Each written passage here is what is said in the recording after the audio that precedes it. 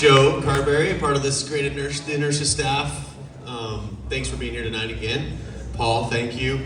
We have Nolan Rapoza here on his right. So he works with Paul closely, and we're going to get perspective on surf fitness. And as many of you know, it's become big in the last decade and a half or so, and you can't really be on the championship tour without some sort of plan these days. So I guess, Paul, to start us off, could you we got a little preview with the video, but surf-specific fitness, like, what are you really focusing on if you get a little bit more inside baseball, I guess, for us? Because I think that there's a lot of interest in that. Yeah, absolutely. I think when it comes to sport-specific training, you have to break down the demands of the sport. So it's going to be different for each sport. So if you look at what surfers are going to need, they're obviously going to need some balance training, a lot of core work, a lot of endurance training. So that's essentially what we do at the gym at Surf Ready Fitness is we try to work on those aspects that all athletes are going to need, or surfers are going to need. And then you can take specific surfers like Nolan, for instance, who has a crazy air game. So when we train, we work on, airs and proprioception, which is essentially body awareness training in space.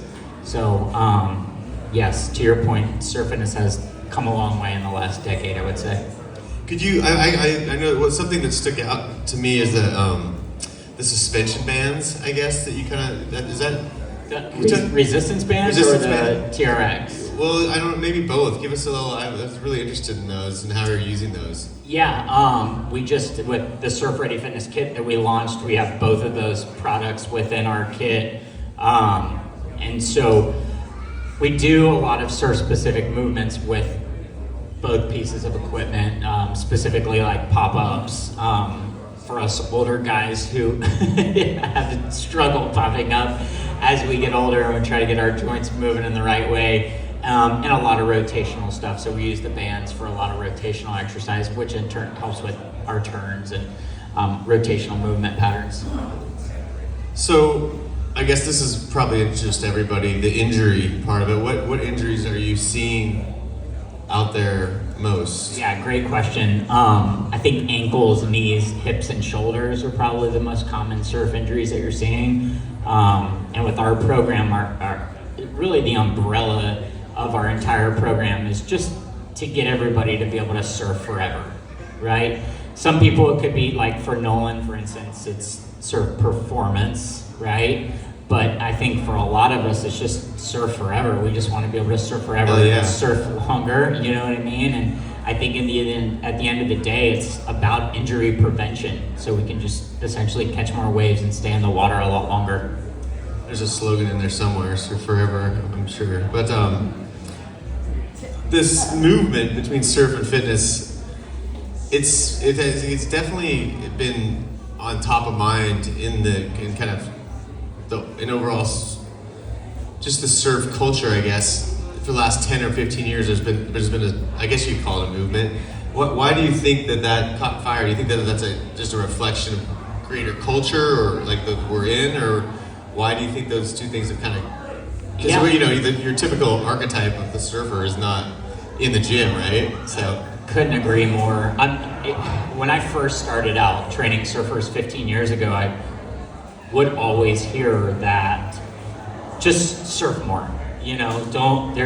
Surfers don't need to train, just surf more. And from my exercise science background, I was just baffled that people thought that way. And to answer your question, I think that surfing has evolved, and especially what people are doing now, especially with the wave pools and doing bigger airs, and it's just gotten crazy. So I think that with the increase in like surfing, that it's leveled up, that so have injuries as well. So I think just overall, it's just how this sport has evolved, and that fitness is kind of finally caught up to that. So it's evolving with it. Yeah, that makes sense. The level of surfing goes up, the level of impact on your body is going to go up as well too. So yeah. Exactly.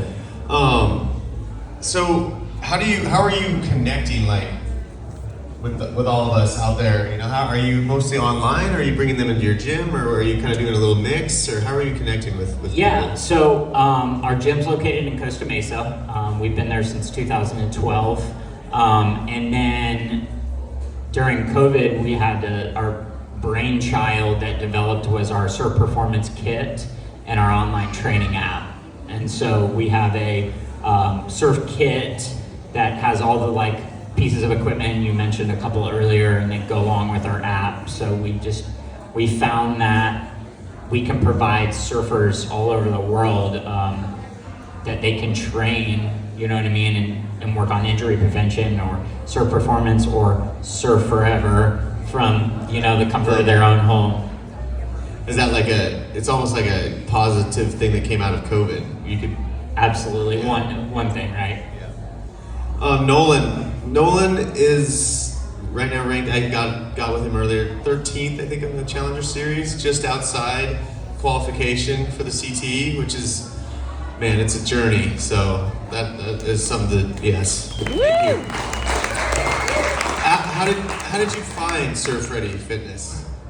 I've been working with Paul pretty much my whole career, way back in the day, and he would take me to Paul's like twice, 3 times a week, you know, and pretty much Christian Science was the one that kind of showed me the way, and then getting to see all the other athletes that are training in there, like Courtney Collog was in there, Kanoa is always in there, and then when everyone flies over to our part of the country, you know, they're always in the gym, and so they definitely lead the way, you know.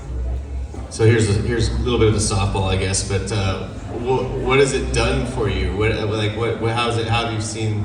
For sure. I mean, it's definitely helped my stability and all sorts of my surfing. My maneuver, my make ratio has been, you know, up since I've started working with Paul. But the main reason really that Paul's helped me was injury prevention. You know, back in 2019, I had a couple of serious injuries, and that was due to like a lack of coming into the gym and seeing Paul. I ended up tearing my labrum in my hip, and then after that I tried going to the gym, it just kept hurting, so I just stopped all completely, and I ended up tearing my knee as well. So then in 2020 I had surgery on both of them, and then ever since then I did physical therapy, got back in the gym with Paul, and been feeling strong ever since. So, I mean, do you see anybody just kind of come on tour and